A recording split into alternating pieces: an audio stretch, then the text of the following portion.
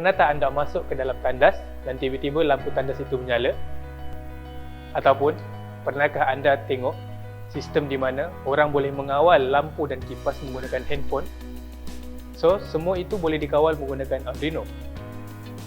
Tahukah anda apakah kegunaan Arduino? Mengapakah Arduino digunakan? So, dalam video kali ini, kita akan menerangkan serba sedikit mengenai Arduino.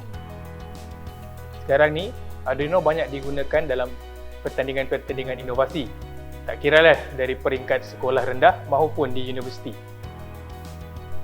Mungkin ada yang tertanya-tanya, senang ke menggunakan Arduino ni? Sehingga kan, pelajar sekolah rendah pun menggunakan Arduino untuk projek inovasi mereka. So, untuk video hari ini, saya akan menerangkan apakah itu Arduino. So, apakah itu Arduino? Arduino adalah satu microcontroller yang boleh diprogramkan dan mempunyai RAM dan program memori tersendiri. Arduino boleh digunakan dalam pelbagai bentuk dan aplikasi.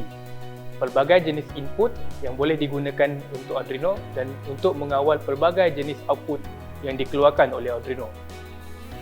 Sebagai contoh, menggunakan temperature sensor sebagai input untuk mengaktifkan motor pump sebagai output. Kenapa Arduino banyak digunakan dalam projek-projek inovasi? Yang pertama, Arduino controller adalah murah.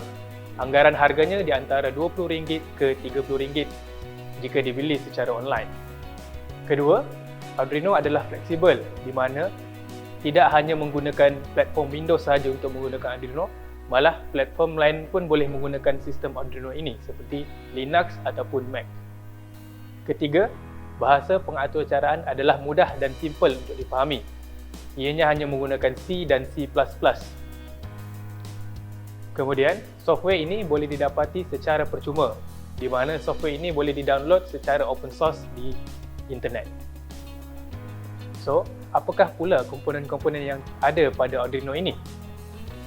Yang pertama adalah prosesor ataupun CPU, di mana CPU ini kita boleh anggapkan sebagai otak kepada kita punya sistem, di mana CPU inilah yang mengawal segala input dan output yang ada pada sistem kita.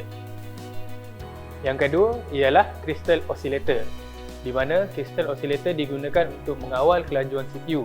Lebih besar nilai hertz crystal oscillator, lebih laju CPU akan berfungsi. Ketiga, memory dan RAM. Memory dan RAM adalah untuk menyimpan kod dan software pada Arduino kita. Dan yang terakhir adalah input dan output peripherals, di mana input dan output peripherals adalah untuk menghubungkan input dan output kepada Arduino. So, apakah jenis-jenis Arduino yang ada di pasaran? Ada 3 jenis Arduino yang berada di pasaran sekarang. Yang pertama adalah Arduino Uno, yang kedua Arduino Mega, dan yang ketiga adalah Arduino Nano. Pemilihan jenis-jenis Arduino ini adalah bergantung kepada penggunaan ataupun projek yang kita perlu buat. Kebiasaannya, untuk penggunaan yang tidak terlalu banyak input dan output, penggunaan microcontroller Arduino Uno adalah mencukupi. Manakala, jika penggunaan input dan output kita adalah banyak, penggunaan Arduino Mega adalah disarankan. Dan jika saiz microcontroller adalah menjadi keutamaan, so microcontroller Arduino Nano boleh digunakan kerana saiznya yang kecil. So, secara kesimpulannya, Arduino adalah satu microcontroller yang sangat mudah digunakan dan tidak terlalu memerlukan skill yang tinggi untuk digunakan.